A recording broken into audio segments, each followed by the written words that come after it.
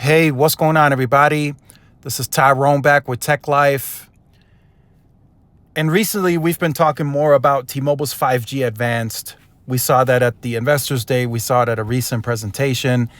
And I showed you guys a new massive MIMO panel that's currently being installed on several different sites, which is going to give additional boost of capacity for AWS and PCS. But before all of that, we have to still continue to talk about T-Mobile's reliability. That is still very important, and I feel that still needs to scale and happen at a bigger scale before we can really get excited about T-Mobile closing the gap and deploying all this 5G Advanced and all this other stuff, right? The redundancy piece is still very important in my book, and it should be in your book as well. So what you're seeing on screen is a picture of a T-Mobile site, standalone. They built it, huge densification fill in as they continue to grow in my market and as they continue to try and handle the data usage. What they did add within the last week or so is a backup generator, and you can see that in the you can see that circled in this picture to off to the left where that circle is. They added a backup generator to this cell site. So even the last 1 or 2% of sites that don't have backup generators in my market, T-Mobile is getting around to upgrading them with backup generators as well. So that is, for me, that is still an important piece. I want all sites to have backup generators across my market, and they are very, very close to completing that goal.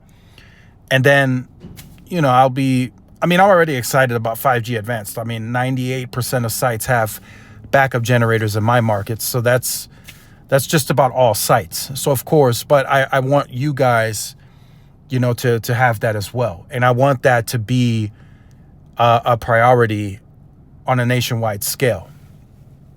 I don't just want that to be for specific areas that may have a little bit more traffic on the network or higher market share.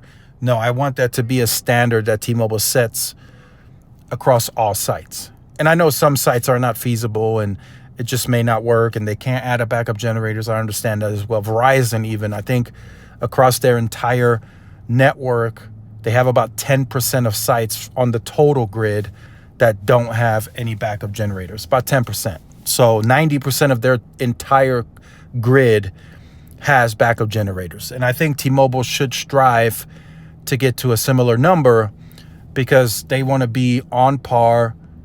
They want to close gaps. That is a gap they need to close, right? Coverage, it's important, but this is important as well, especially now that we have these huge hurricanes and I hope for those of you who are affected that you are okay and you make it through okay. But it's important to have backup generators for these types of events and everything else, right? Random power outage that could happen, or who knows what else can happen, right? We of course we don't want it to happen, but you want to have that redundancy built in so you can still manage the network and people have uptime even if there's downtime somewhere else. So let me know your thoughts in the comments. Like, share, subscribe if you're new. Follow my social media outlets. This is Tyrone with Tech Live. See y'all in the next one. Peace.